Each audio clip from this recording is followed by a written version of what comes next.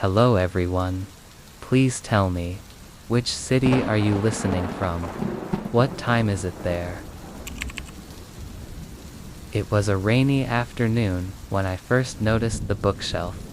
It wasn't anything particularly remarkable, just an old wooden shelf, filled with dusty hardcovers and faded paperbacks, sitting against the far wall of my study. I had lived in this house for over 2 years, and had walked past that bookshelf countless times. But on this particular day, the air felt different, thicker, like something was about to shift. The steady rhythm of rain tapping against the windows outside was comforting, but there was an inexplicable weight in the room that I couldn't shake. As I shuffled through some papers on my desk, something caught my eye. A faint glimmer of light reflecting off the wood at the base of the bookshelf. At first, I thought it was just a trick of the light. But the longer I stared, the more I was convinced it wasn't. My heart began to beat a little faster. There was no reason for the light to be reflecting like that. The rain clouds outside had darkened the sky to a dull gray, and the only source of light in the room was the dim lamp by my desk. Curiosity overtook me, and I stood up, walking over to the bookshelf. My fingers lightly brushed against the spines of the books, feeling their cool, worn surfaces. But when I pressed against the wood at the base, something strange happened. The bookshelf shifted ever so slightly, almost imperceptibly, as though it were on hinges. My breath caught in my throat. I had never noticed this before, and I felt an odd compulsion to investigate further. I pulled at the base, trying to dislodge it, but it wouldn't move.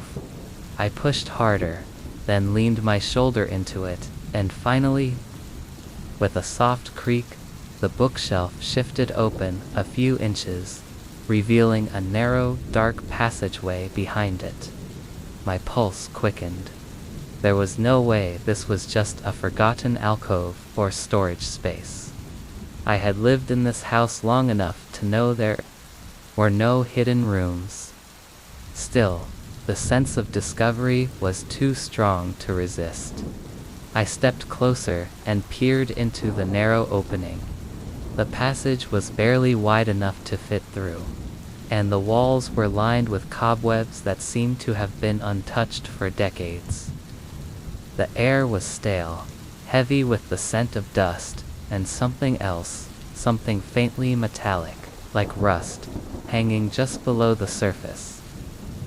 The room behind the bookshelf felt as if it had been hidden away intentionally, like it was never meant to be found. My fingers trembled as I reached for the light switch inside the passageway. Nothing happened.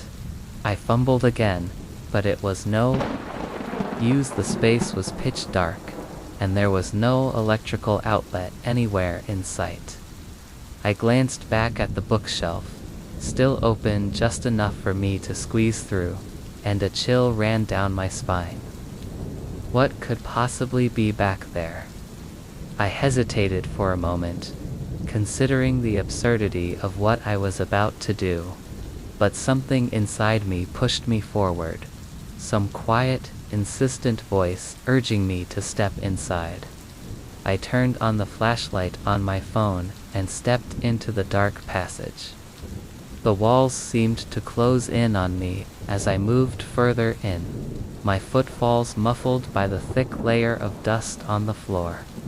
The deeper I went, the more oppressive the air became, as though the house itself was holding its breath, waiting for something to happen.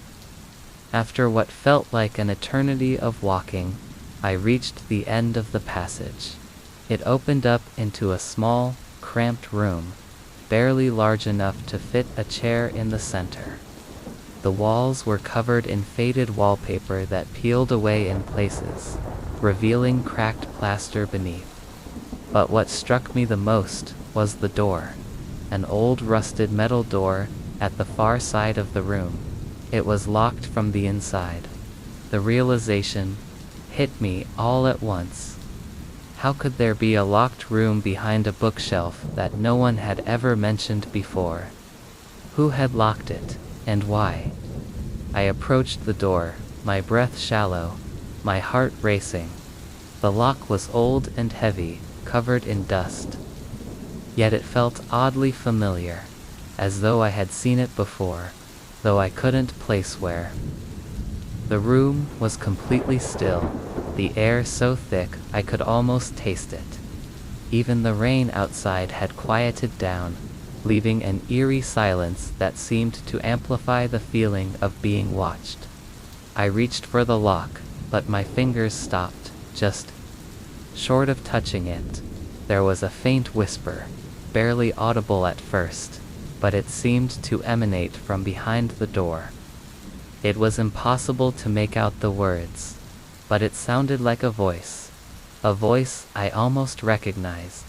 The hairs on the back of my neck stood on end, and my pulse quickened. I took a step back, suddenly aware of how cold the room had become. I wanted to leave. I wanted to run back to the safety of my study, but my feet refused to move.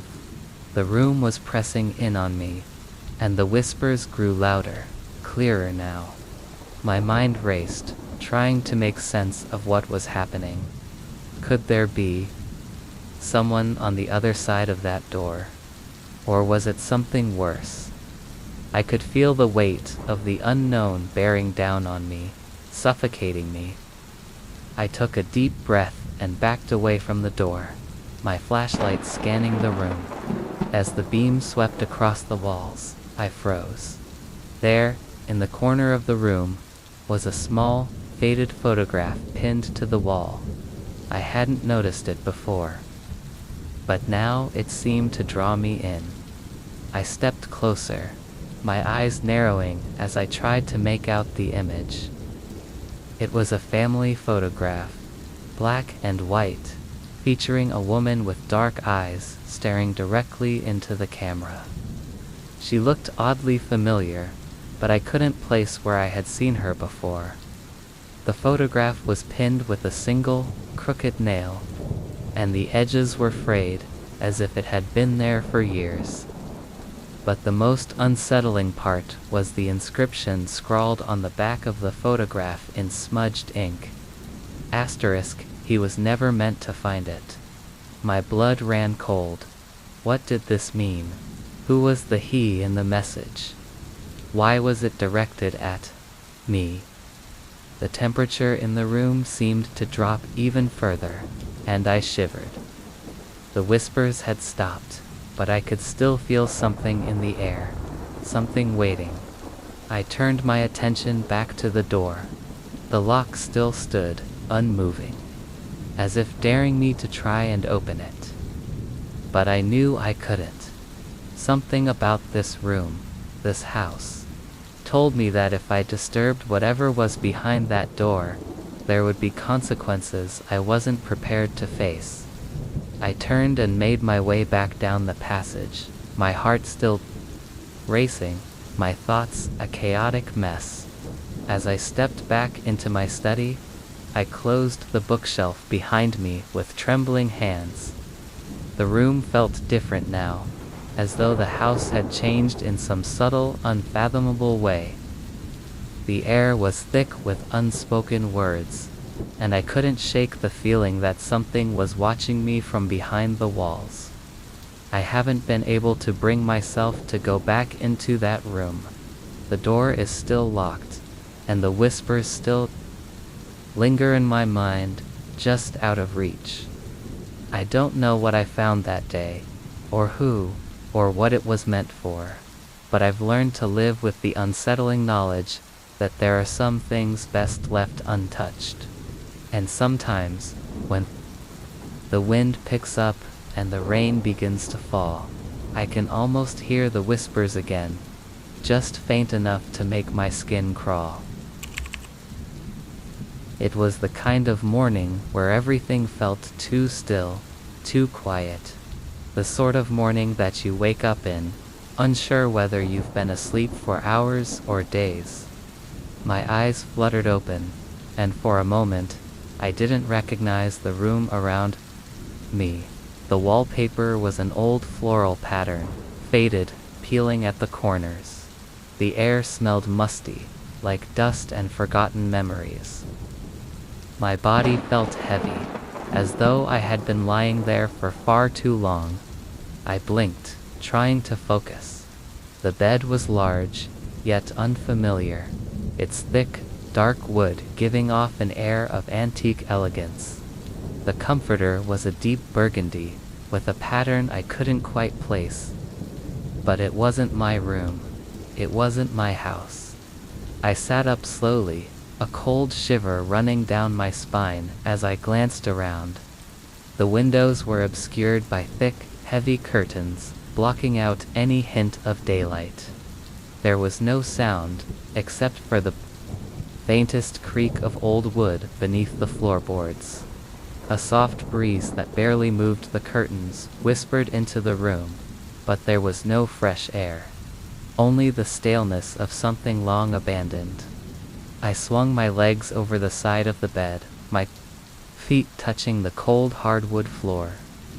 The chill seeped into my skin, and I immediately stood, looking around again. The walls were adorned with old portraits, their frames ornate, with the faces of people I didn't recognize. They stared at me with eyes that seemed to lifelike, to present, as if they were waiting for something, waiting for me to move, to do something, to break the silence. The strange thing was that I couldn't remember how I got here. I ran my hand over my face, trying to clear the fog in my mind. I remembered going to bed at my own house, in my own bed. I remembered the soft glow of my bedside lamp as I read, before falling asleep. But this was completely different. This wasn't home. This wasn't anywhere I had ever been before. There was no one around, no sound of voices, no creak of footsteps from the next room. Yet something in the house felt alive, not in the sense that it was thriving, but in a way that made it feel too aware of my presence. The walls, the pictures, the furniture, everything was watching me, waiting. I could almost hear whispers in the distance, but every time I tried to listen, they vanished. I walked cautiously to the door and opened it, the creak of the hinges loud in the silence. The hallway was dim, lit only by the faint light that seeped from beneath the curtains of the rooms. The air felt thick, like the house itself was holding its breath. As I walked, the floorboards groaned under my weight, and with each step, I became more aware of the weight of the silence, the emptiness that hung in the air. I turned to the left and saw an old staircase leading down into the depths of the house. The stairs were worn, the wood cracked, and the banister was dusted over with years of neglect. I hesitated. There was something eerie about the way the stairs descended, as though they were pulling me downward, towards something I wasn't ready to face. But something made me step forward anyway, and slowly, I made my way down. The stairs seemed to stretch on forever, and the deeper I went, the more oppressive the air became. I could feel my chest tightening, my heart pounding in my ears. The whispers were louder now, but they weren't words, not exactly. It was more like the sound of breath, faint but unmistakable, as if someone or something was right behind me, just out of view. I didn't dare turn around. I couldn't. Finally, I reached the bottom. The basement, or what seemed to be a basement. It was cold and damp, the air thick with mildew. The faint smell of rotting wood mixed with something metallic. In the middle of the room stood an old wooden table, with piles of paper scattered on top. A faint light flickered above. The bulb, buzzing faintly, and in the corner of the room, near the farthest wall, was a large, ornate mirror. I don't know what compelled me to walk toward it. Maybe it was the pull of the silence, the way the house felt like it was forcing me to approach it. The mirror was tall, its frame carved with intricate designs that seemed to move in the dim light. The glass was cracked, but it was still somehow intact, and I found myself staring at my reflection. For a moment, everything was normal, just me standing there, looking back at myself. But then, the reflection shifted. My face wasn't my face anymore. The eyes staring back at me weren't mine, but the eyes of someone else, someone older, someone who had seen things I couldn't understand. A cold chill ran through me as I reached up, my fingers brushing against the glass. It felt colder than it should have, colder than the room itself. And then, I heard the whisper again, clearer this time, coming from behind me. I spun around, but the basement was empty. Just the table, the scattered papers, the shadows stretching across the floor. I could feel the cold breath on the back of my neck, and I heard it again, louder now, almost in my ear. Asterisk, you shouldn't be here. I froze. My blood ran cold. I turned back to the mirror. The reflection was still there, but now it was grinning. A wide, unnerving grin. And behind that grin, there was something else. Something dark, moving in the shadows of the glass. Something that wasn't there before. I stumbled back, falling to the ground as the whispers grew louder, echoing all around me.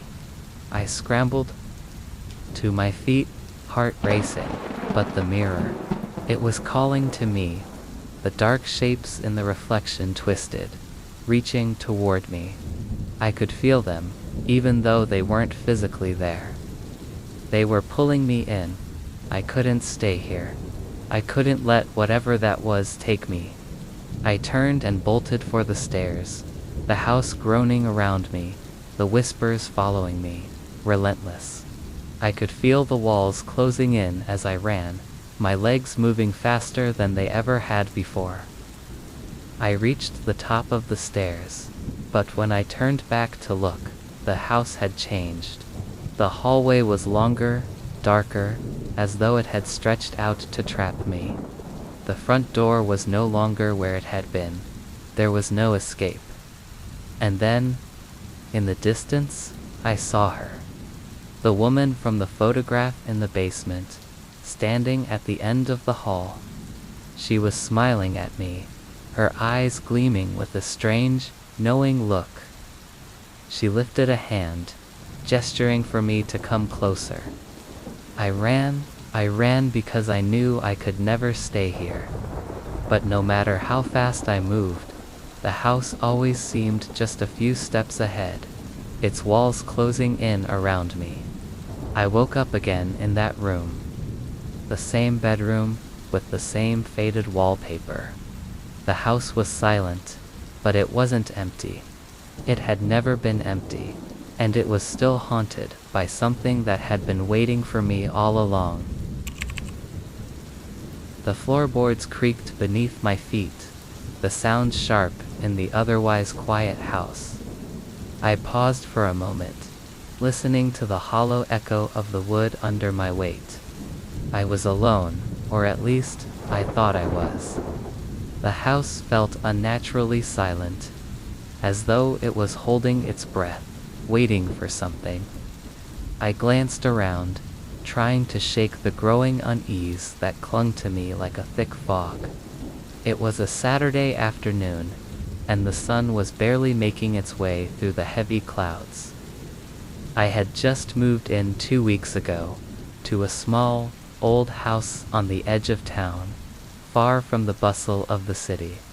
It seemed perfect, quiet, peaceful, a place to escape from the noise and the chaos. But the longer I stayed, the more the house seemed to come alive in ways I couldn't explain. And it wasn't just the creaks and groans of an old structure settling, it was something else. Something that lingered in the corners, in the shadows, something that I couldn't see but could feel. I was standing in the hallway, just outside. The living room, the wood floors stretched out before me, old and worn, but sturdy. I had been exploring the house all morning, cleaning, arranging things, trying to settle in. It was late afternoon now, and the house felt unusually cold. I could see my breath fogging in the air, though the heating was on and there was no reason for it to be so cold. I took another step, and again the floorboards creaked, but this time it felt different. The sound seemed to reverberate through the house like a warning. I stood still, my heart beating faster.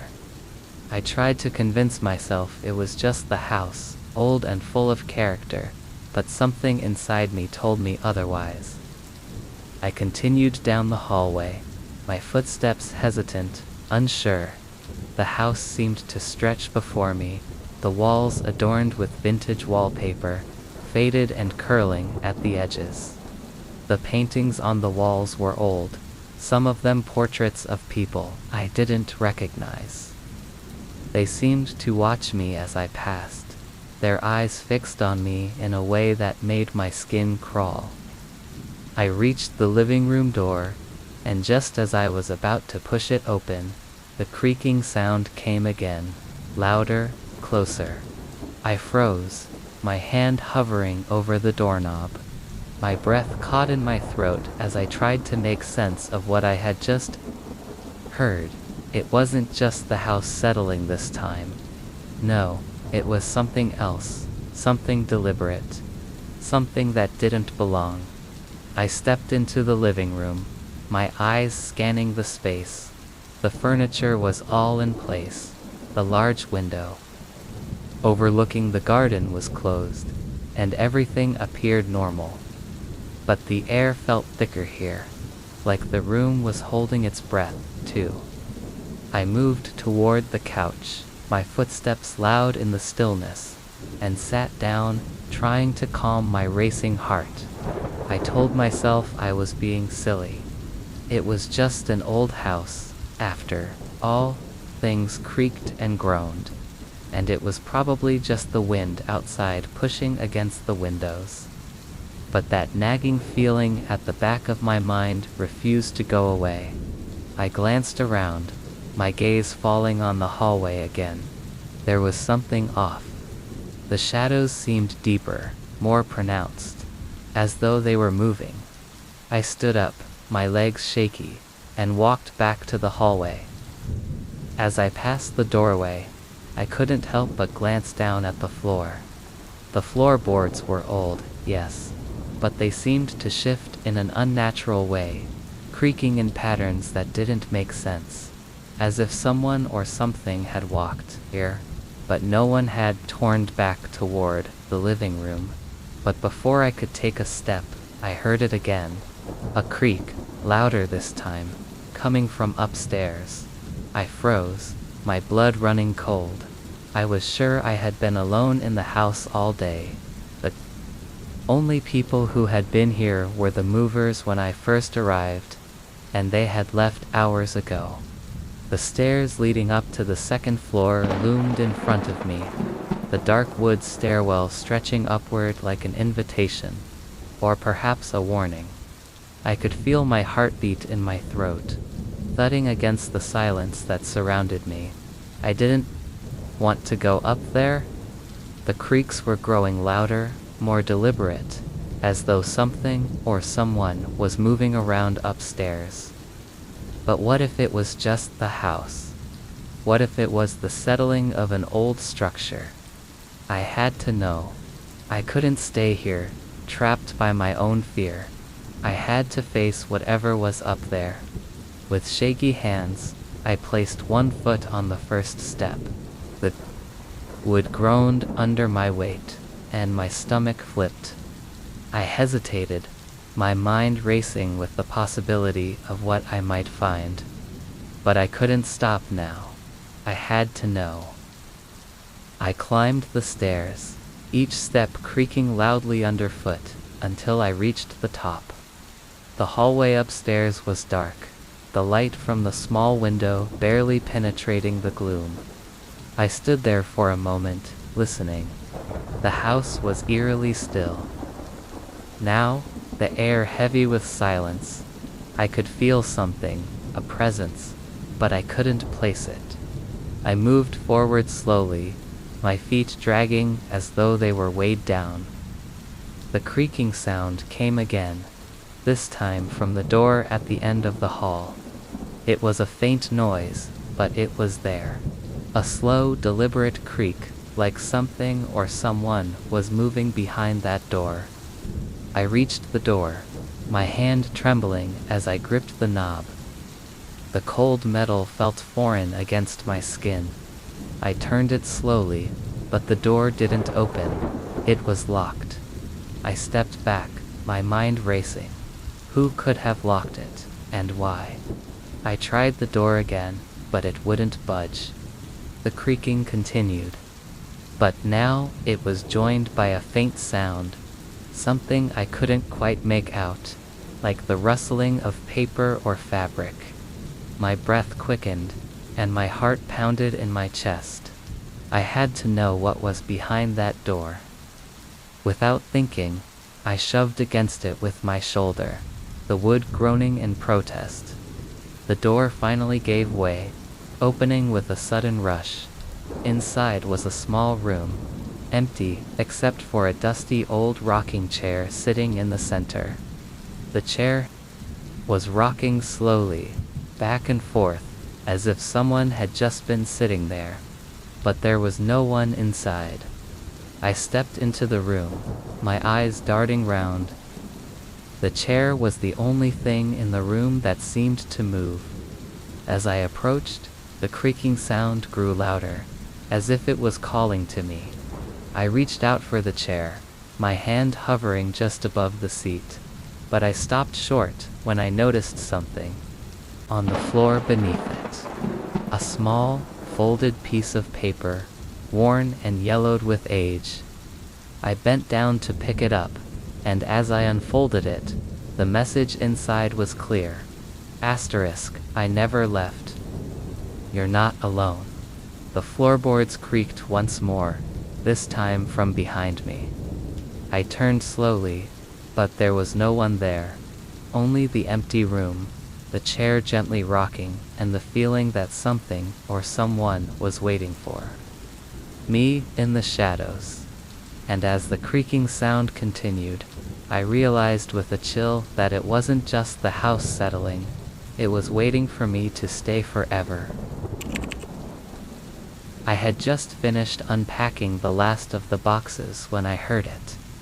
At first, it was so faint I thought I had imagined it. A small sound, barely audible, like a soft whisper of a laugh, echoing down from above. I froze for a moment, standing, still in the living room of my new home. The house was old, much older than I had anticipated when I first saw it. The walls were cracked, the floors uneven, but it had charm, character, and most importantly, it was mine. I had been dreaming of a place like this for years, and now I was finally here, alone, in the quiet of my new sanctuary. But the laugh, it didn't belong. It didn't fit with the stillness of the house, with the emptiness that filled every room. I listened closely, my heart skipping a beat as I strained to hear it again. It came a low chuckle, followed by a slight creak from above, as if someone had shifted their weight in the attic. But no child was up there. There was no one in the house but me. I shook my head, trying to dismiss it.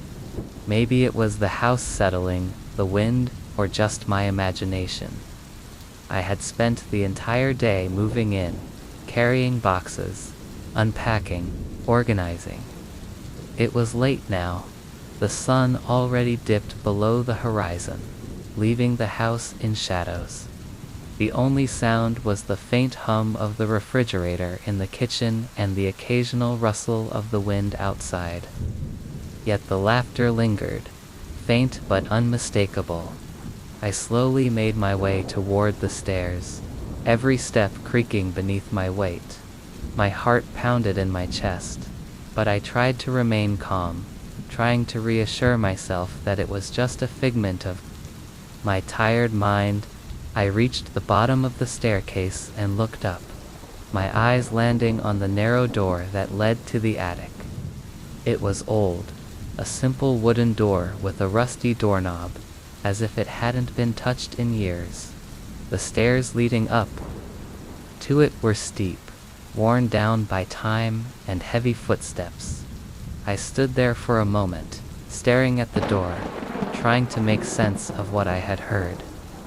There was something unsettling about it. It wasn't a child's laugh. No, it was deeper, darker. It carried a sense of malice, or perhaps loneliness.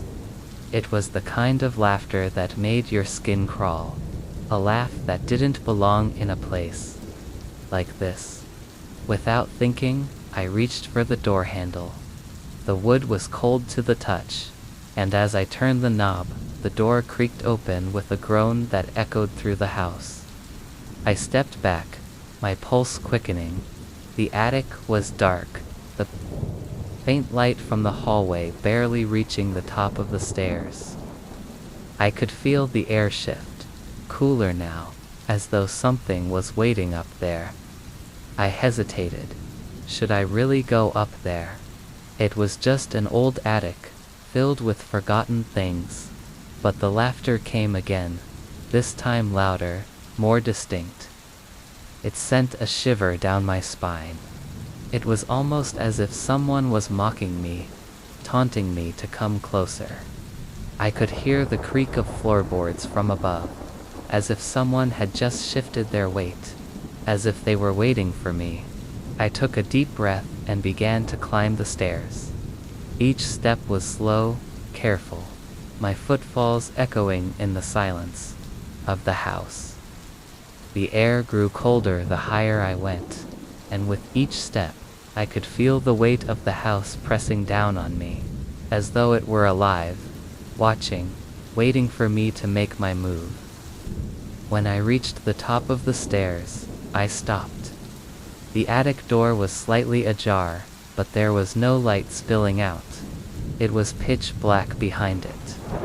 I hesitated again, the hairs on the back of my neck standing up. I could feel the presence of something or someone just beyond the threshold. The laughter had stopped, replaced by a stillness that felt unnatural. I pushed the door open with a creak, stepping into the attic. The space was large, filled with dust-covered furniture, old boxers, and discarded trinkets. The air was thick with the scent of old wood, mildew, and something I couldn't quite place. I shined my flashlight across the room, the beam cutting through the darkness, illuminating the forgotten remnants of the house's past. There was a worn armchair in the corner, an old wooden chest against the far wall, and stacks of books and boxers piled high, but there was no one here. I scanned the room again, my breath shallow, my pulse racing. The floor creaked beneath my feet, but there was nothing. No one, no child. Just the cold, still air of the attic. I moved toward the far wall, my eyes darting over every corner, every shadow, looking for some sign that I wasn't alone. The laugh came again, so close this time, that it sent me stumbling backward. I spun around, my flashlight shaking in my hand, but there was nothing there, just the stillness of the room. And then I saw it, a small antique mirror hanging on the far wall. It was old, its edges tarnished, the glass cloudy with age. The frame was intricately carved, with strange symbols etched into the wood, symbols that I hadn't noticed before. The mirror was covered in dust, but it was reflecting something that shouldn't have been there. My own reflection, yes, but there was something else, a shadow moving behind me, a shape just beyond the frame, standing there in the dark. I turned, but no one was there. The room was empty, but the shadow in the mirror remained, just out of focus, its form shifting, its presence undeniable. I could feel its eyes on me, could almost hear it breathing, though there was no sound. I stepped back, my heart racing, and that's when I heard it. The laughter, now louder, more insistent, more real. It was coming from the mirror, from the shadow, as if whatever was in that reflection was mocking me, laughing at my fear.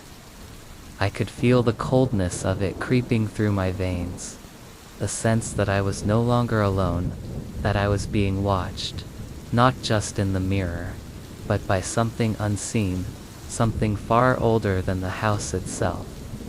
I turned and fled down the stairs, the laughter following me, growing louder with every step. I slammed the door to the attic behind me, my breath coming in sharp gasps. I leaned against the door, trying to steady myself, but the sound of laughter still echoed in my ears, fading but never fully gone. It's been days since that night. The laughter still lingers, deep in my mind, whenever I'm alone. And every time I look into a mirror, I feel its presence, like a shadow just behind me, laughing, waiting for me to turn around. I don't think I'll ever go back into the attic again. But sometimes, when I'm alone in the house, I swear I can hear it, faint at first, but unmistakable. The sound of laughter from somewhere in the dark, and I know it's not a child's laugh. It's something far worse. It was late evening when I heard it. The soft, almost casual call that echoed through the house, coming from the kitchen. At first I thought it was just the house settling, the wind pushing through the cracks in the old windows. But then I heard it again, more insistent this time. A voice, soft yet unmistakable, calling my name, Alice. I froze. My heart skipped a beat.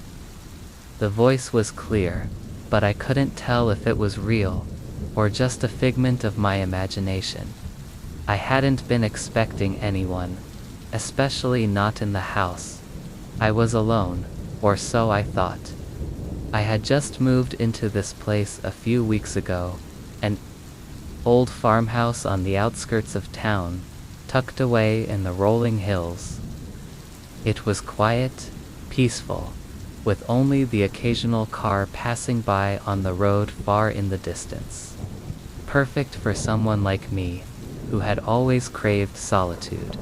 But the house, it was different.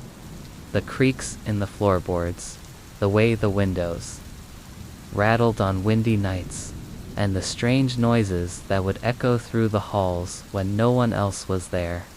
It felt like it had a life of its own, a pulse that throbbed just beneath the surface. I hesitated for a moment, unsure of whether I had imagined it. The voice had been soft, almost a whisper, but distinct. I knew no one else was in the house. The front door was locked, and the windows were shut. I was certain I hadn't left anyone in, but there it was again, as clear as before. Alice, come to the kitchen. My skin prickled, and I felt a chill creep up my spine. It was too specific, too personal. It didn't feel like some passing breeze or the whisper of wind. The way it called my name, it was as though whoever was speaking knew me intimately, and they were expecting me to respond. I stood in the middle of the living room, my mind racing. The hairs on the back of my neck stood on end, and I instinctively glanced toward the kitchen. It was visible from where I stood, just past the hallway, the dim light from the old ceiling lamp flickering faintly. I couldn't see anything unusual from here, but I felt a strange pull, an undeniable urge to go toward the sound. I tried to convince myself that it was nothing. Maybe it was a trick of my tired mind, the result of the stress of moving and the overwhelming silence of the house. But that voice, it had been so real, and the strange part was, I wasn't supposed to be in the kitchen when I first toured. The house, the old landlord had mentioned something about the kitchen being off limits. It had seemed like an odd thing to say, especially since the house was empty, and there was no real reason to keep any room locked or unused. But the landlord had been clear, almost insistent, the kitchen was out of bounds. The details were vague, but the warning was there. I didn't think much of it at the time, brushing it off as some quirky request from a slightly eccentric old man. But now, in the quiet of the house, standing alone in the living room, I couldn't shake the feeling that I had made a mistake. That maybe there was something I didn't understand about this house, something I wasn't meant to know. The voice came again, softer this time, but with an urgency that made my stomach churn. Alice, please, come to the kitchen. It's time. Time for what? My mind raced with the possibilities, each more terrifying than the last. What could possibly be in there that was so important? Why had the landlord been so adamant about the kitchen? I felt like I was standing on the edge of something dark, something that wanted me to take one step too far. The air in the room grew heavier, colder. My pulse quickened, and for a moment I stood frozen, my feet glued to the floor, my body trembling. But then, the urge to move, to go toward that voice, became overwhelming. It was as if the house itself was drawing me in, pulling me toward the kitchen. It felt like I had no choice in the matter, like something inside me already knew I had to go. I stepped toward the hallway, my footsteps slow and hesitant. The distance between me and the kitchen felt like a mile, the shadows stretching long across the floor as I moved forward. The closer I got, the more oppressive the silence became. It was as if the house had swallowed every other sound, the creaking of the floorboards beneath my feet, the faint hum of the refrigerator in the kitchen, the soft whir of the ceiling fan. Everything was muted, as though the house itself was holding its breath. I reached the doorway to the kitchen, and for a brief moment, I just stood there, staring at the darkened space beyond. The light flickered again, casting strange shadows. On the walls, the air felt thick, almost suffocating. And then, before I could take another step, I heard it again. Alice. It wasn't just a voice anymore. It was a presence, something that seemed to fill the room, filling every corner with an oppressive weight. The voice didn't sound like a person anymore. It sounded wrong, distorted, like something trying too hard to mimic a human sound.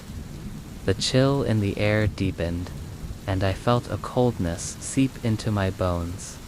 I didn't want to go in. I didn't want to take that step.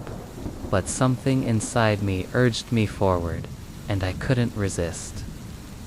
I stepped into the kitchen, and immediately, the air seemed to thicken, as though the space was too small, too cramped for me to be there.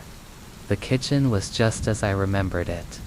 Worn countertops, an old stove, a small table in the corner, all bathed in the dim, flickering light. But something was different now. The room felt alive, as though something was shifting in the shadows. There was a low, almost imperceptible hum, like the sound of a machine running quietly in the background. But the strangest thing was the table.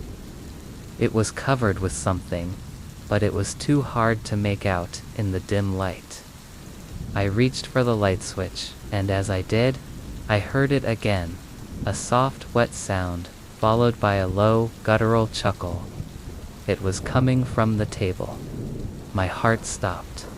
I flicked the switch, and the overhead light buzzed to life.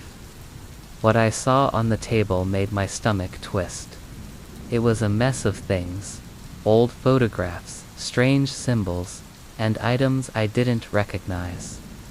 But there, in the center, was a single object that made my blood run cold, a small, cracked mirror, reflecting my own wide-eyed face back at me. But the reflection wasn't mine. It wasn't my face. The person staring back at me was someone else, someone I didn't know. And then, just as quickly as the chill had settled over me, the voice came again, clear and sharp. "Alice, I've been waiting for you."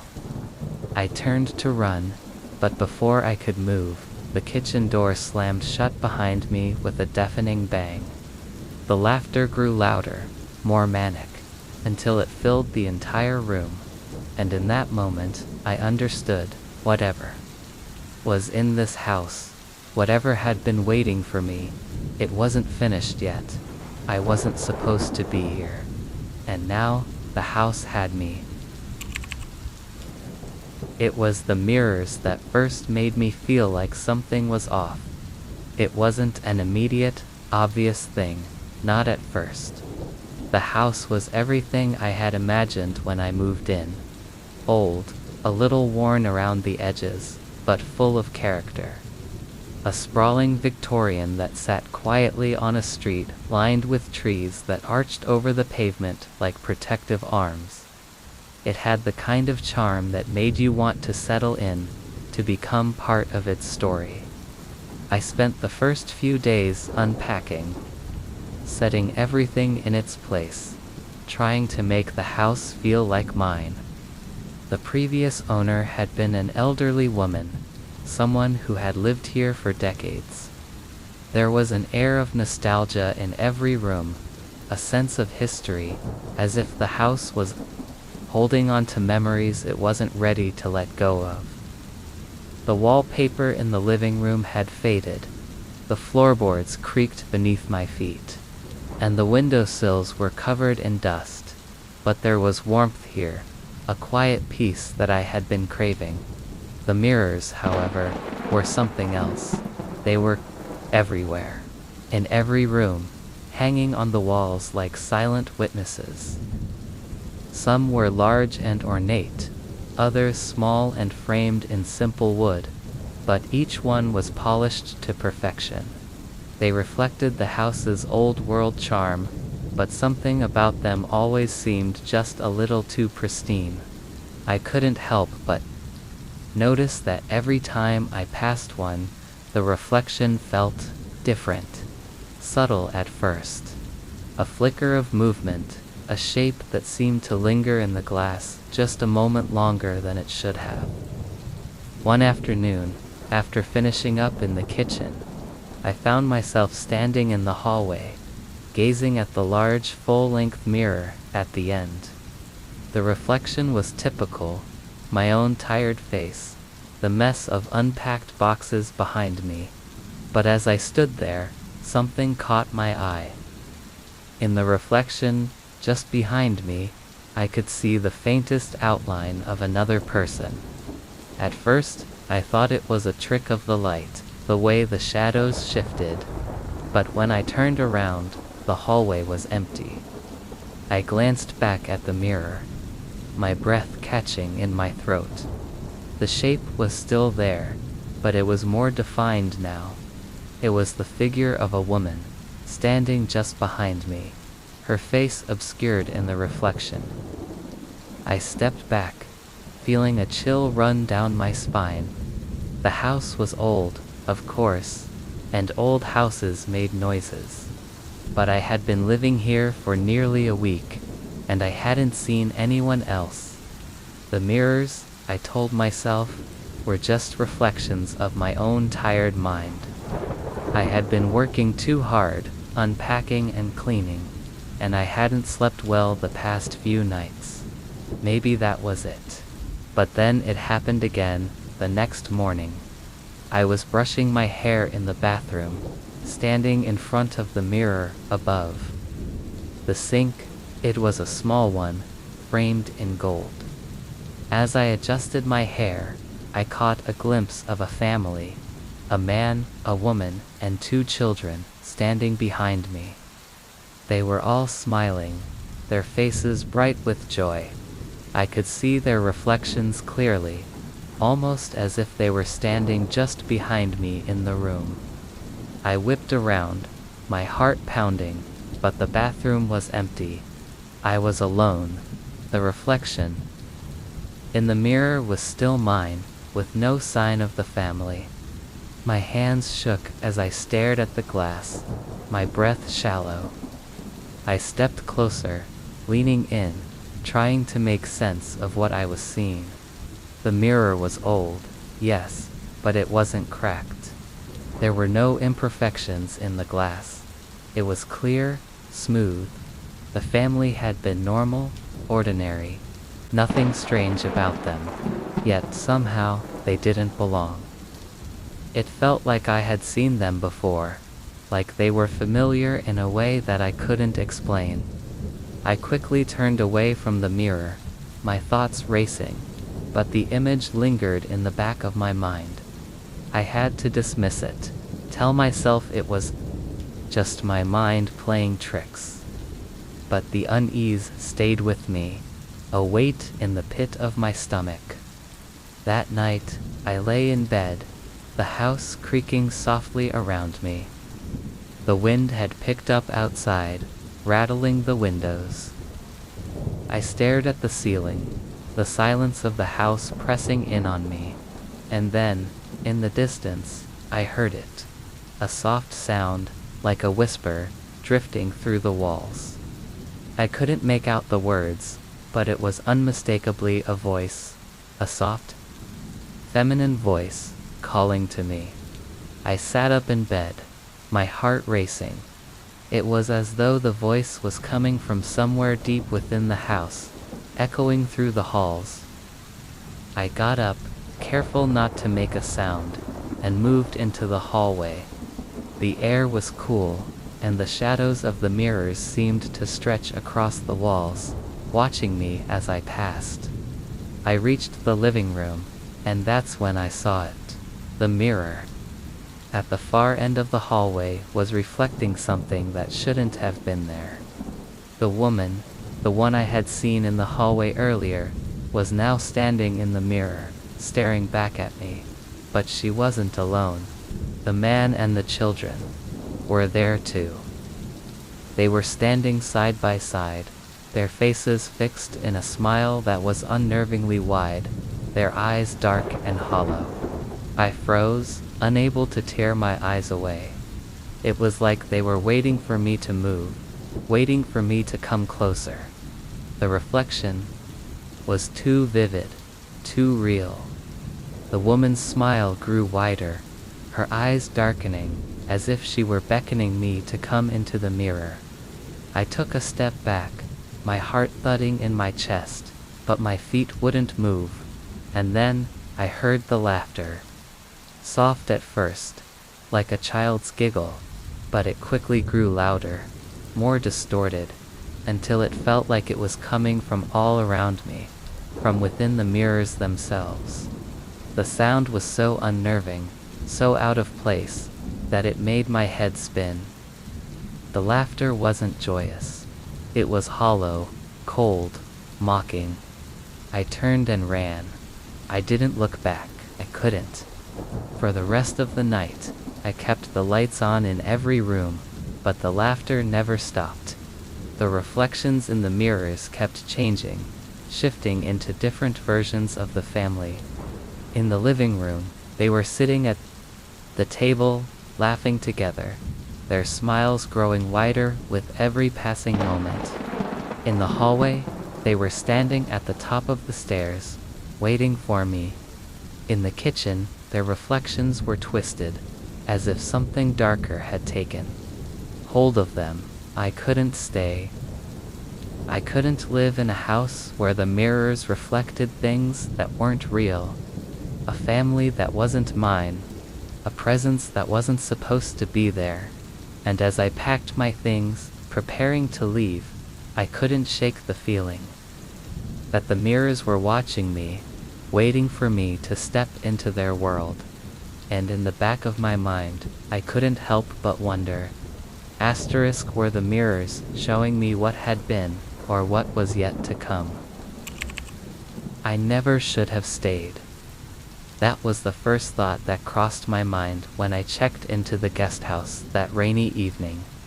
It was an old building, nestled on the outskirts of town, isolated from the usual bustle.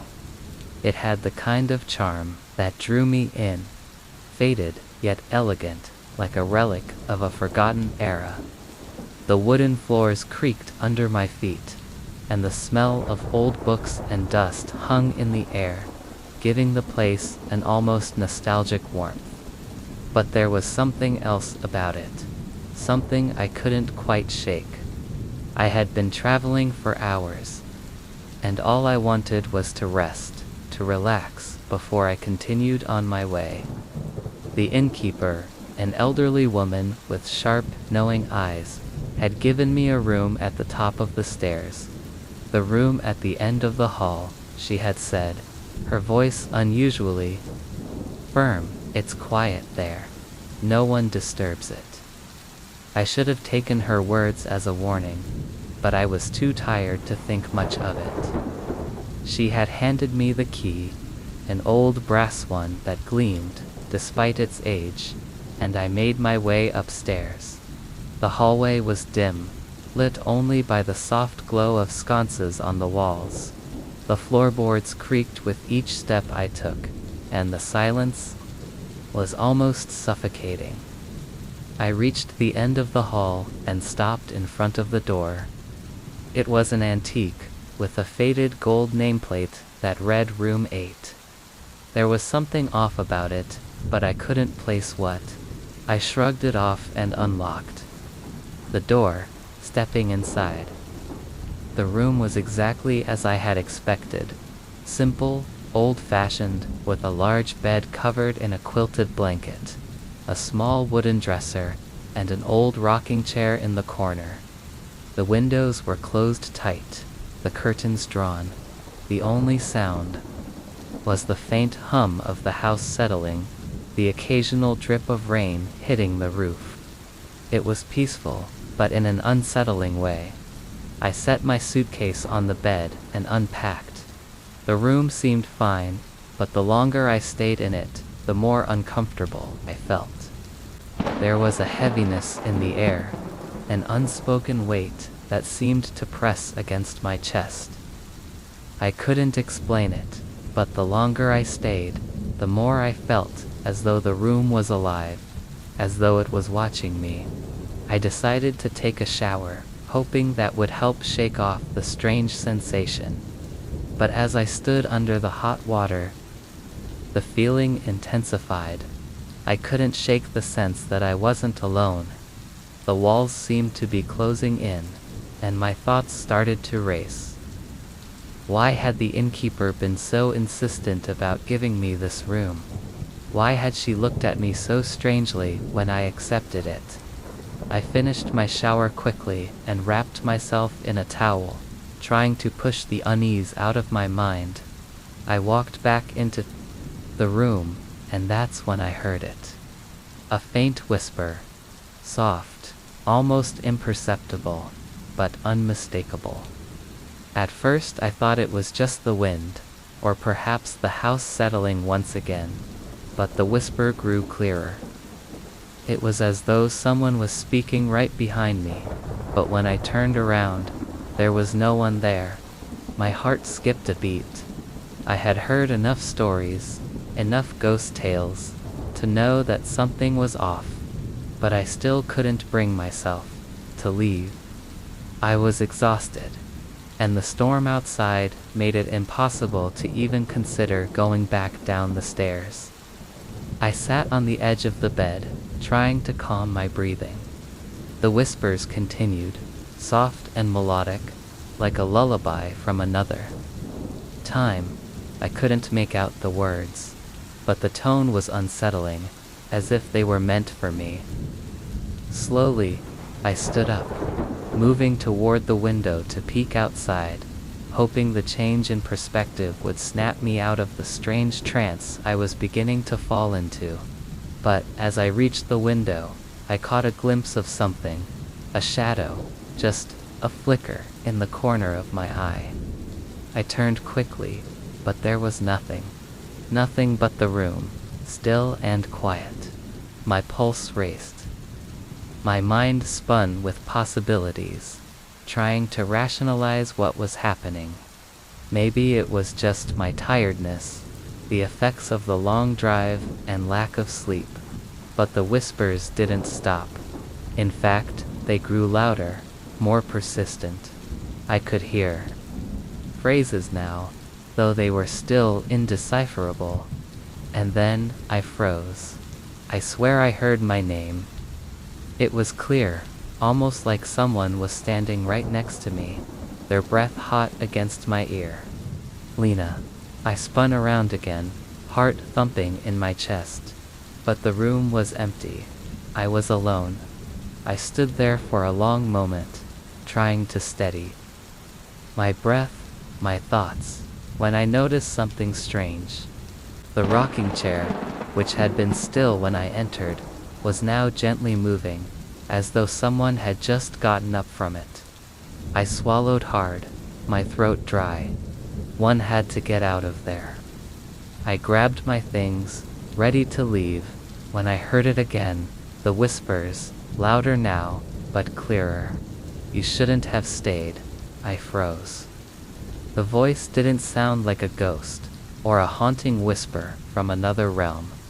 It sounded like a warning, a real voice, one I could almost place, but it wasn't my own, and it wasn't anyone else I knew. I rushed to the door, pulling it open, only to find the hallway darker than before. The dim light that had illuminated the corridor had flickered out, leaving me in near total darkness. I hesitated, my hand gripping the door handle as I listened. The whispers had stopped, but the air felt thick, oppressive. The house seemed to be holding its breath. With one final glance back into the room, I stepped into the hallway, making my way to the stairs. The feeling of being watched grew stronger with every step I took. The whispers came again, echoing from somewhere in the dark recesses of the house. Soft and distant, but unmistakably close. As I reached the stairs, I glanced back once more, and there, in the open doorway of room 8, I saw them. Figures, shadows, indistinct, but there, standing in the doorway, just watching. I couldn't make out their features, but I knew they were looking at me, waiting. Their presence was like a heavy weight pressing down on my chest, choking the air out of my lungs. I didn't turn back. I ran down the stairs, out into the storm, leaving the house behind me. I didn't stop until I reached my car. To this day, I still don't know what happened in that room, or who or what was waiting for me there. But I know this: I've never been back to that guest house, and I never will. The whispers still haunt me, lingering in my mind, reminding me that some places are meant to be left alone. It was the first time I had seen the house in person, and the first thing that struck me was how empty it looked. The windows were boarded up, the porch sagging with neglect, and ivy crawled up the walls like veins through stone. But despite its abandoned state, there was something oddly compelling about it, like a magnet pulling at me. I had been driving for hours, searching for a place to rest. The town I was in was small, nestled deep in the woods, surrounded by old country, roads and thick forests that seemed to go on forever.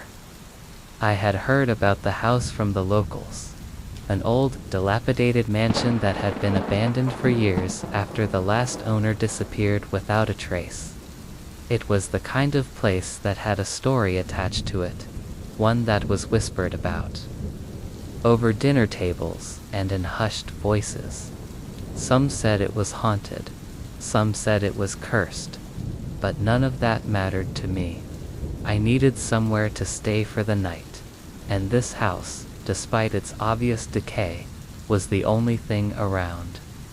I pulled up to the driveway and parked my car by the overgrown path that led to the front door. The wind had picked up, rustling the trees and sending an eerie chill through the air. The house stood silently, as though it had been forgotten by time itself. I hesitated, but only for a moment, before I grabbed my bag and headed inside.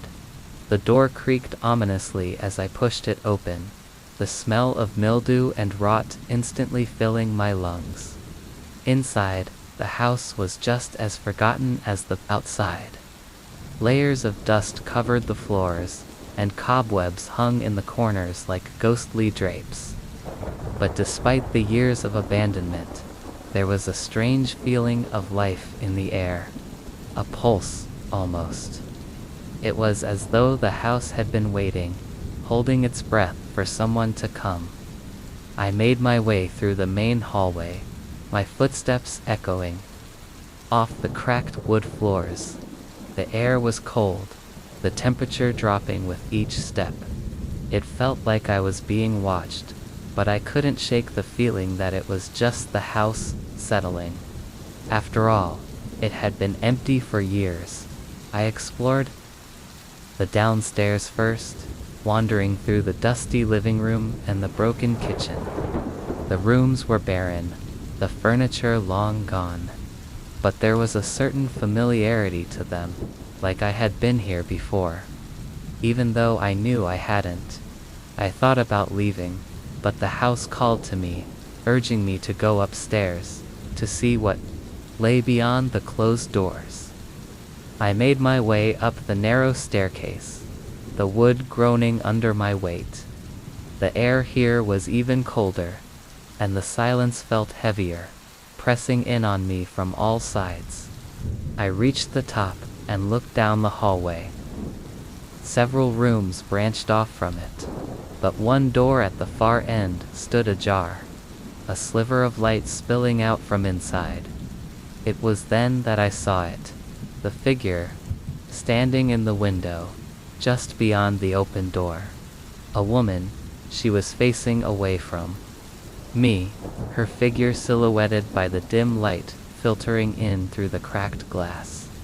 Her hair was long, dark, cascading down her back, and her figure was draped in a faded dress that looked like it belonged to another time. She didn't move. She didn't turn. She just stood there, her back to me, staring out the window as if she were waiting for someone. I froze in place, my heart pounding in my chest. How could there be someone in the house? I had checked every room downstairs. The place had been empty for years. Yet there she was, so real, so solid. My breath caught in my throat, and for a moment, I thought of leaving, but something held me there, some strange compulsion urging me to move forward. Slowly, I took a step, then another, my feet heavy against the floor. As I walked down the hallway, I kept my eyes fixed on the figure in the window, unsure whether I should call out, whether I should approach her, or whether I should just leave. I reached the door and hesitated, my hand hovering just above the handle. The woman had not moved, but there was something in the way she stood. Something wrong. A cold chill washed over me. and I felt like I was standing in the presence of something ancient, something untouchable. I opened the door. The room was dark, save for the faint light streaming in through the cracked window. The woman remained in the exact same position, her back still turned toward me. I stood there for a long moment, staring at her, my heart hammering in my chest.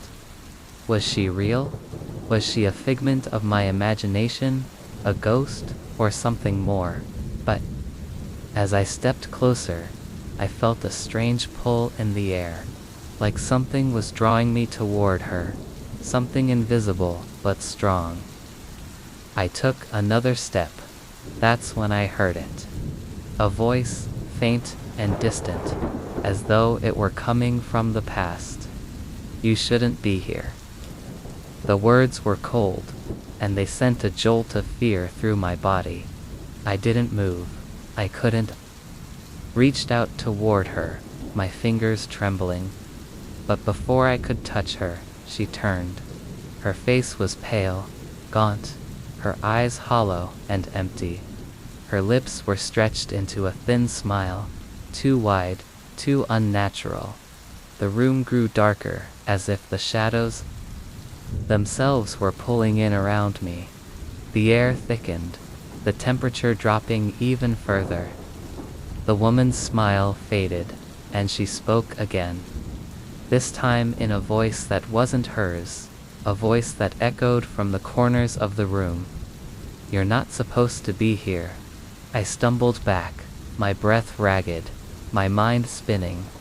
The woman was gone, disappeared in the blink of an eye. I turned around, and the room was empty again, just as it had been before. But something had changed. The feeling in the air was different now, heavier, suffocating. I ran out of the room, down the stairs, and out of the house without a second thought. I didn't stop until I was back in my car, the engine roaring to life. As I drove away, I glanced in the rearview mirror. The house was still there, standing. In the rain, but in the window, I swear I saw her. The woman watching me leave. The house had been empty for years. But now, I knew better. The woman had never left, and neither had the house. It was the quiet that unsettled me the most. The kind of silence that settles into your bones, weighing you down. I had moved into the house just a few days ago, eager to start fresh after a long, exhausting period of transition. The house was old, a 2-story home on the edge of a small town, far enough away from the hustle and bustle to feel peaceful, but close enough to town that I wasn't completely isolated. The previous owner had left in a hurry, or so I was told by the real estate agent. There was a certain emptiness to the place, an absence that lingered in the air. Like the house was holding on to something, waiting for someone to return. The floors creaked underfoot, and the walls groaned with the weight of age, but it was charming, in an unsettling way. The kind of house that whispered to you if you listened hard enough. It wasn't long before I noticed the basement. The door was hidden in the back of the kitchen, tucked behind a tall cabinet, almost as if someone didn't want it to be found. At first, I assumed it was just a small nondescript storage area. Nothing special. But when I tried to open the door, I found it locked.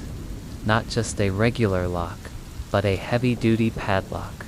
The kind that was meant to keep something in rather than out. I couldn't help but feel a chill crawl up my spine as I ran my fingers over the cold metal. I asked the real estate agent about it when I saw her again the next day. She brushed it off, said it was probably just an old storage room.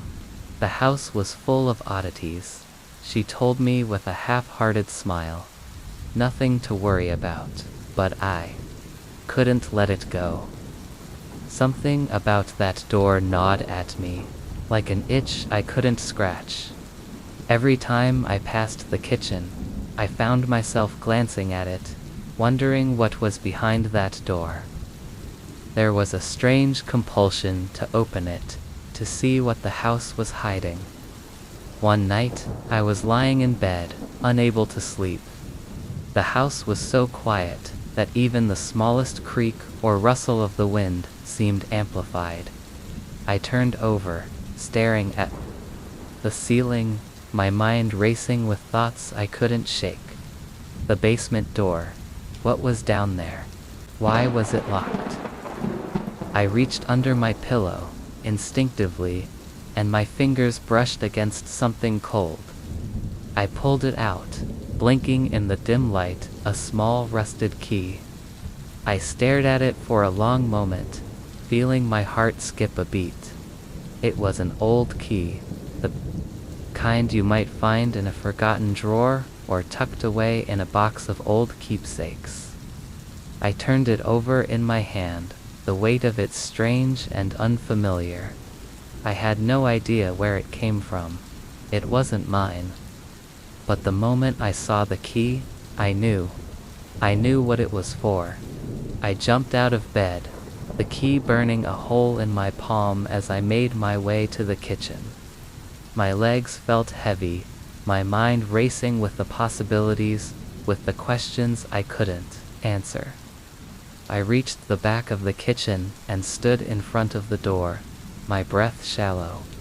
The padlock was still there, cold and unyielding, but the key fit perfectly into the lock. I turned it slowly, the sound of the mechanism clicking open, sending a jolt of adrenaline through my body. The door creaked open, revealing the dark, narrow staircase that led down into the basement. I hesitated, the air in the house thickening, a strange tension building in my chest. But the key had brought me this far, and now I had to know what lay below.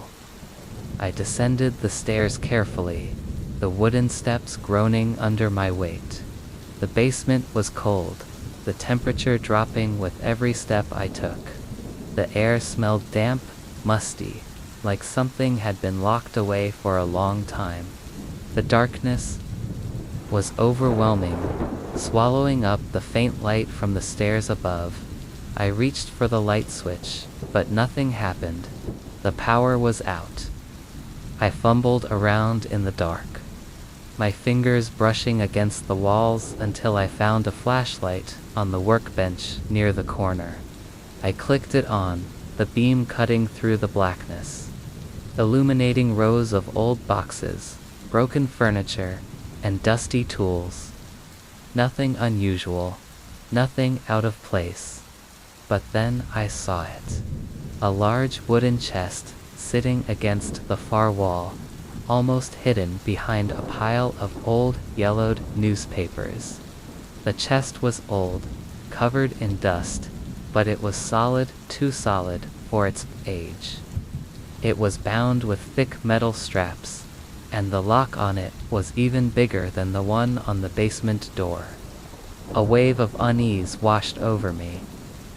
Something about that chest felt wrong, like it was waiting for me, just like the door had been waiting. The key had led me here, to this moment. But did I really want to open it? I took a step forward, my hand trembling as I reached for the lock.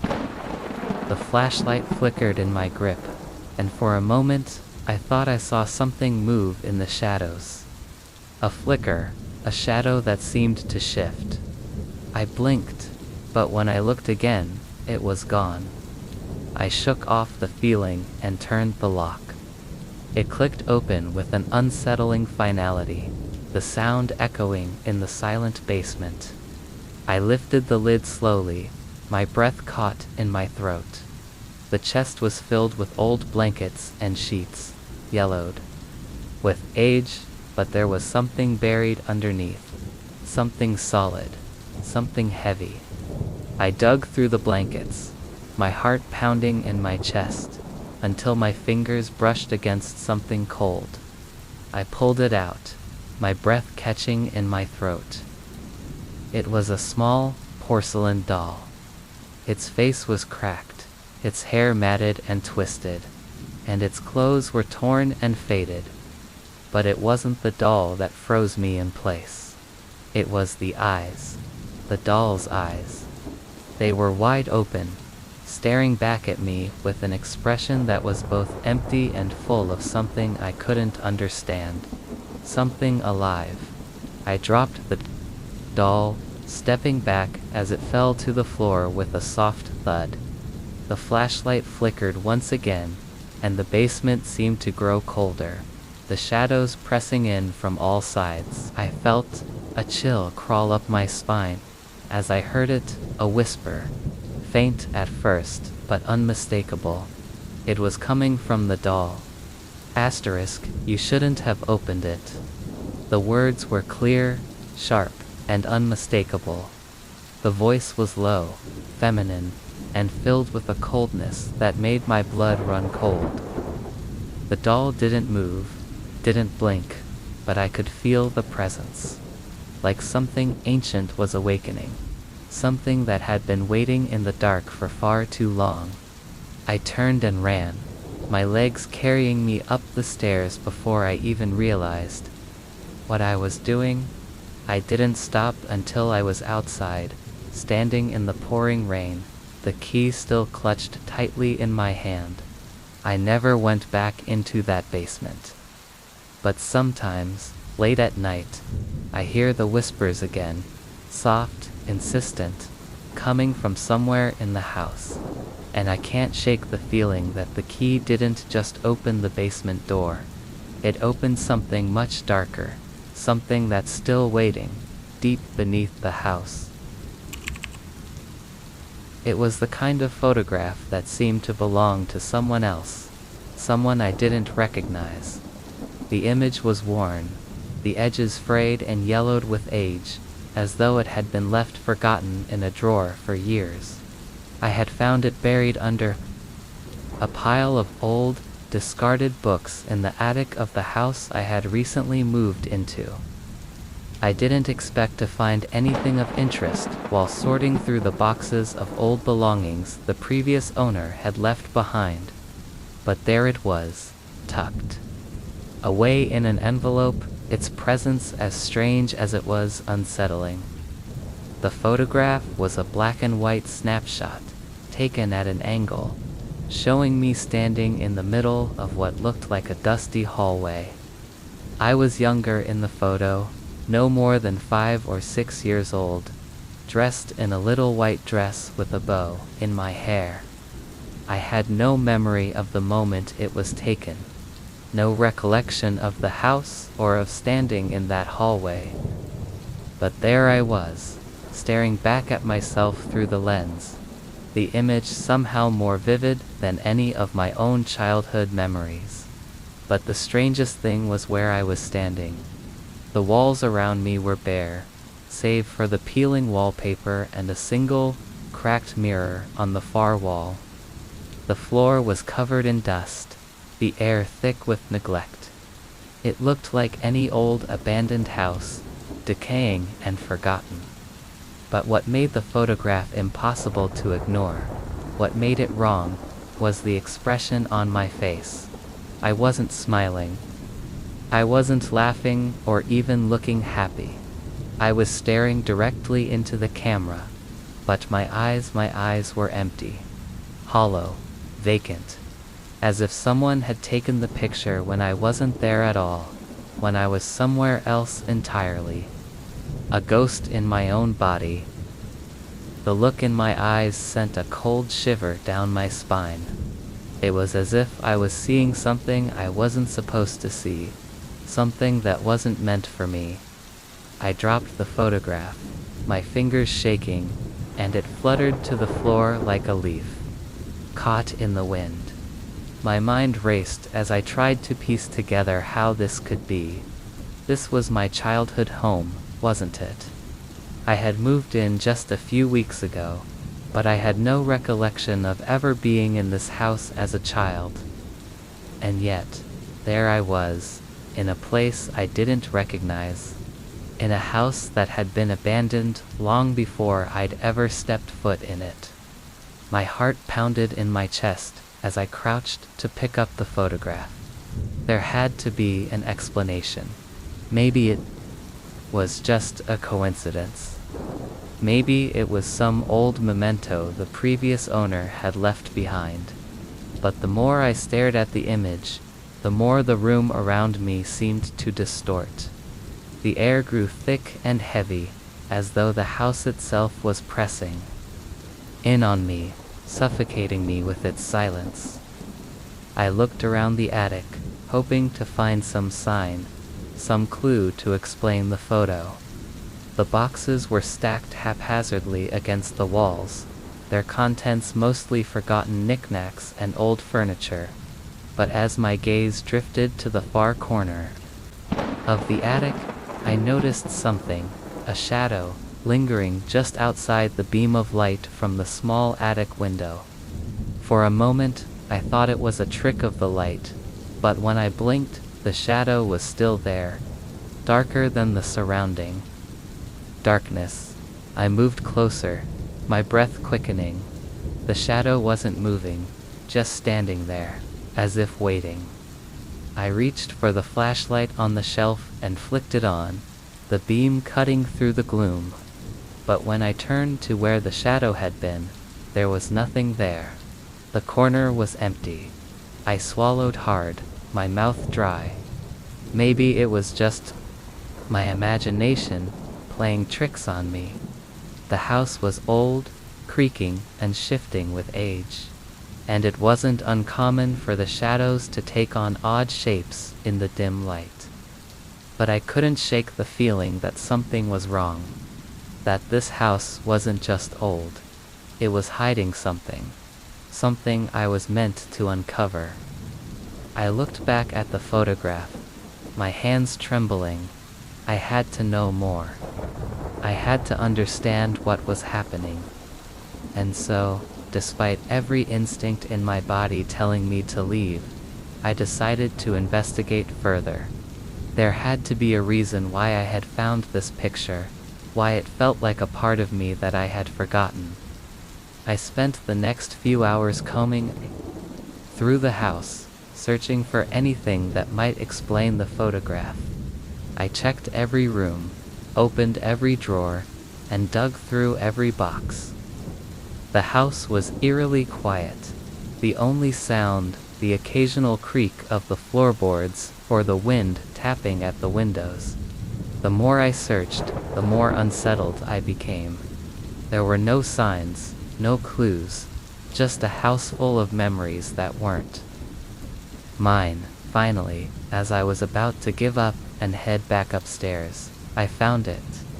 Another photograph, wedged behind the baseboard of the kitchen cupboard. I pulled it out, the same yellowed edges, the same black and white tones. But this one was different.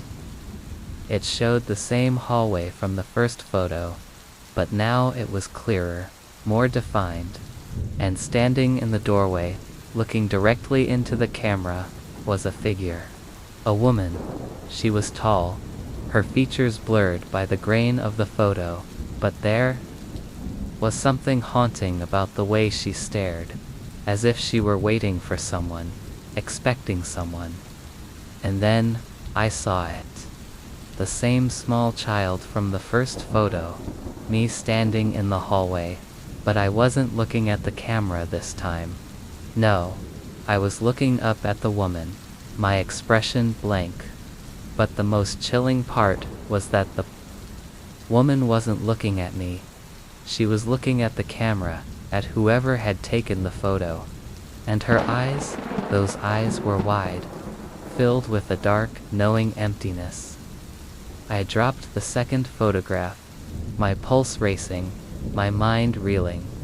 The woman in the photo wasn't anyone I recognized. She wasn't a family member, or a friend, or even someone I had ever seen before. She was a stranger. But somehow, she felt so familiar, so real. I turned to leave the kitchen, my mind spinning, but as I reached the doorway, I saw something else. A figure standing in the hallway, just out of the corner of my eye. I turned quickly, but no one was there, and yet, I knew that someone or something was still waiting for me in this house.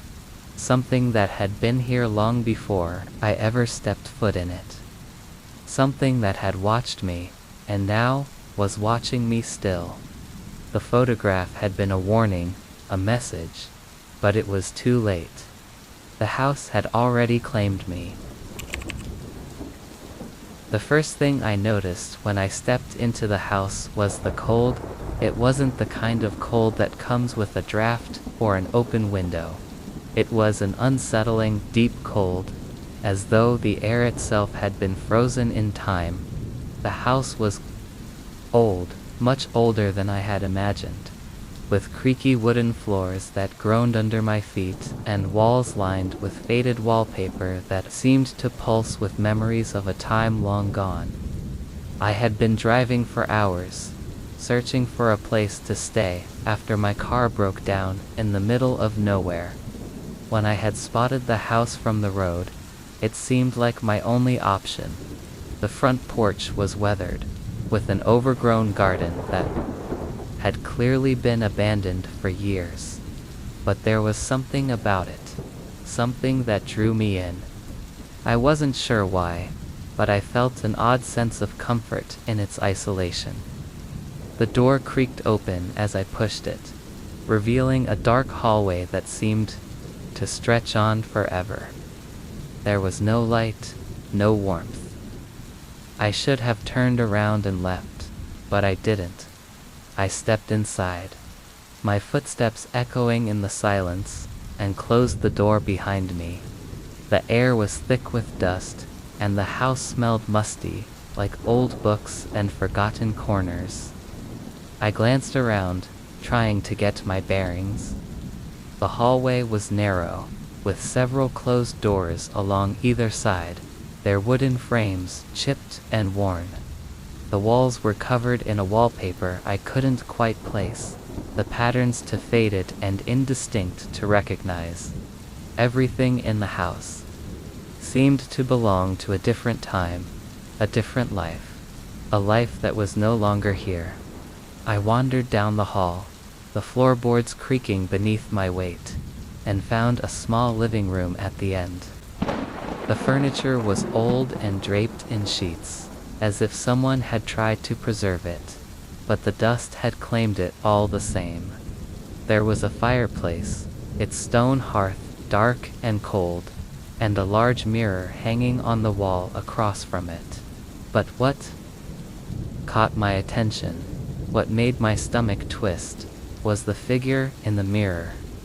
At first, I thought it was my reflection, but when I looked again, I realized that it wasn't.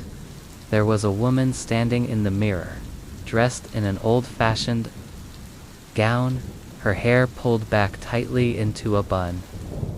She was staring directly at me, her eyes wide, filled with an emotion I couldn't place. She looked almost pleading, as though she was trying to tell me something. I froze, my breath caught in my throat. But when I turned around to look behind me, the room was empty. The mirror was just a reflection of the dusty room, the furniture, the dim light. I blinked, trying to clear the unease that was crawling up my spine, and took a step forward, my legs trembling. The woman in the mirror didn't move, she didn't speak, she just stared. That's when I heard it, a whisper, faint but unmistakable, like a breath on the back of my neck. Leave. I spun around, my heart pounding in my chest, but there was no one there, just the silence of the empty house, the oppressive stillness that seemed to hang in the air. I didn't know why, but I felt like I had to leave. The house felt wrong, the weight of its history pressing down on me. I turned to the door, my hand gripping the handle, but when I pulled it open, I stopped dead in my tracks. The hallway was gone. Instead of the familiar hallway with its faded wallpaper and closed doors, there was a wall.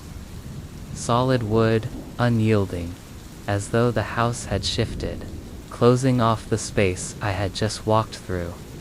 I stared at it for a moment, blinking in disbelief. This wasn't possible. The door had been there.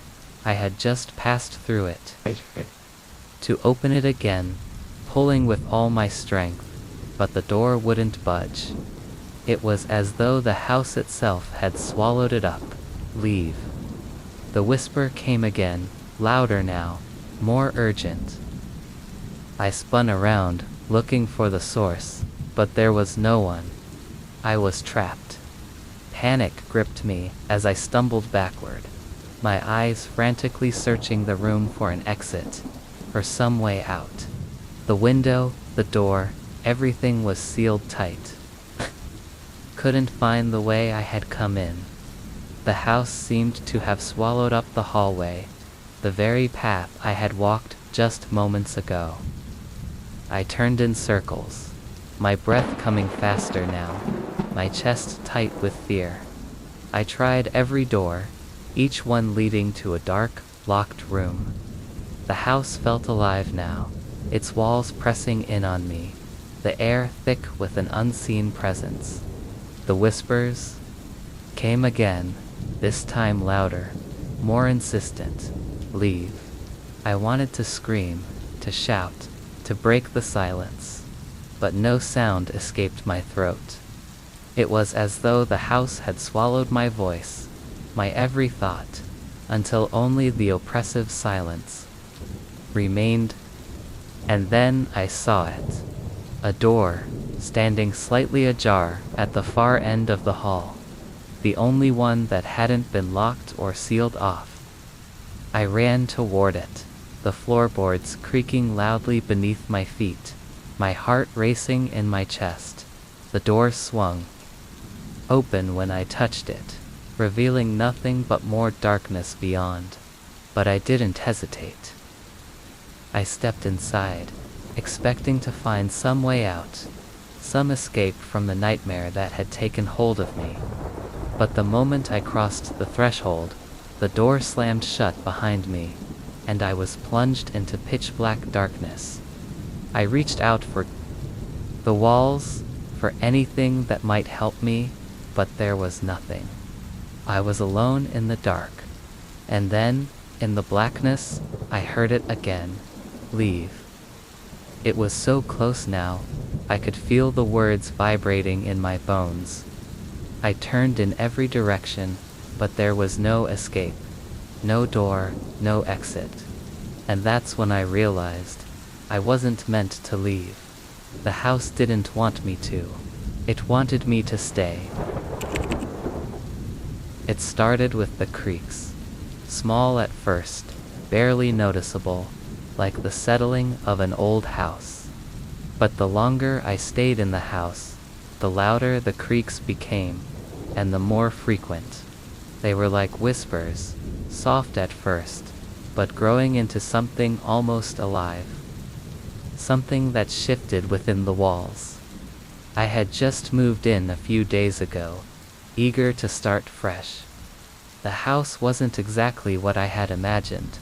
Old, yes, but solid.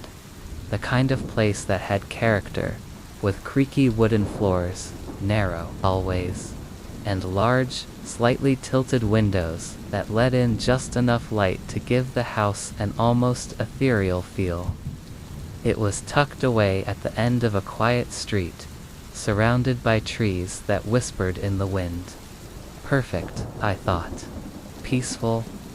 But the moment I stepped inside, there was something I couldn't quite place. Something that made me uneasy. At first, it was just the feeling of being watched.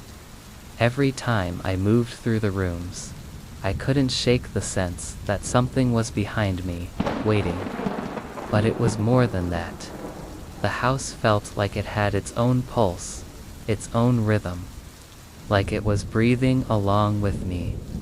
I spent the first day unpacking, sorting through my belongings. But by evening, the creaks had become more pronounced. They came from the walls, the ceiling, the floors, like the house was groaning, stretching. I tried to ignore it, chalking it up to the age of the place, but it was hard not to feel like I wasn't alone.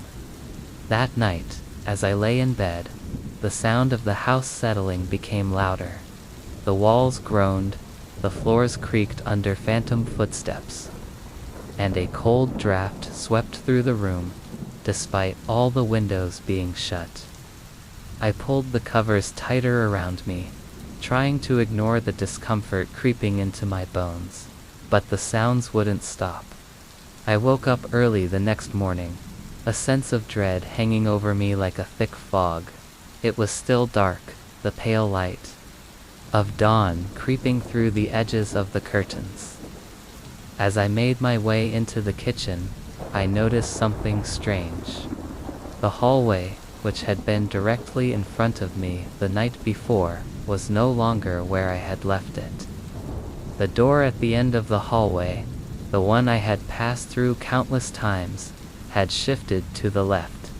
It wasn't a drastic change, just a few inches, but it was enough to make me stop and blink. I shrugged it off, thinking I had perhaps misjudged the layout of the house, but then I noticed something else. The kitchen, which had always been on my right, now felt like it was farther away.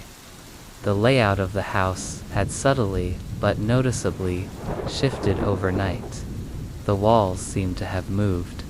The hallways were longer, the rooms deeper, and the floor creaked in unfamiliar patterns, as though it was shifting beneath my feet. I felt a knot twist in my stomach. Something was wrong.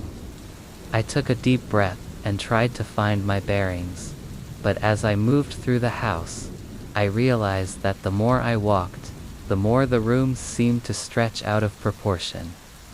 The hallway had gone from a simple, narrow space to a winding labyrinth. I walked to the end of what I thought was the living room, only to find myself in a small, dimly lit room that didn't belong. It wasn't even the same room. The furniture was different, the walls a darker shade, and the window looked out into a completely different view. I turned around, my heart pounding. The hallway that should have been right behind me was gone. The door I had just passed through had vanished, and in its place was another wall, plain and smooth. I looked down the corridor. It was longer now, stretching far beyond where I remembered it ending. I tried to retrace my steps to find the kitchen or the living room again, but the more I walked, the more I became disoriented. I went down one hallway, only to find it led me back to a room that I was certain I had already been in. I tried opening doors, only to find myself in places I didn't recognize. The air grew colder, and the walls seemed to close in on me, shifting like the house itself was alive, twisting, changing shape, and trapping me within its depths. My mind raced. Was I losing my mind? I couldn't tell if it was exhaustion or something else, something deeper. The house felt alive, and it was playing tricks on me. I felt like I was walking through a maze that had no end, no way out. Hours, or was it days, passed. Time seemed to lose meaning as I wandered through the winding halls, unable to find the door I had entered through. I knew I had entered through the front door, but when I tried to go back, I couldn't find it. Every room I entered felt unfamiliar.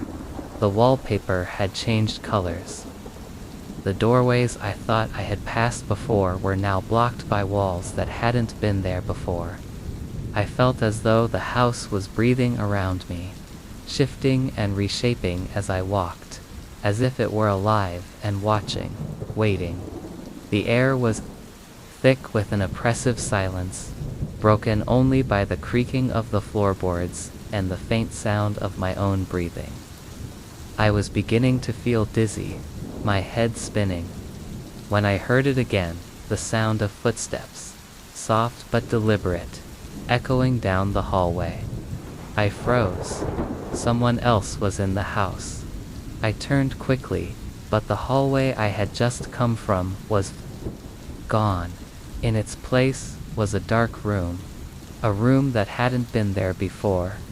The footsteps grew louder, closer, and I could feel a presence, someone or something following me. Panic surged in my chest as I ran toward the nearest door, throwing it open, desperate for an escape. But I didn't find freedom. I found more corridors, more winding paths that led me deeper into the house. It was like I was stuck in an endless loop, every turn revealing something new, but nothing that led me back to where I started. I collapsed to my knees, gasping for breath. The house was changing around me, its shape shifting like a living, breathing entity. It wasn't just an old, creaky building anymore. It had become something far more sinister. And I realized, with a sickening clarity, that it wasn't just changing its shape, it was changing me. I wasn't walking through the house anymore, I was being swallowed by it. And just as I thought I couldn't take it anymore, I heard it, a whisper, soft and chilling, as though it was coming from the very walls themselves. "You're not leaving."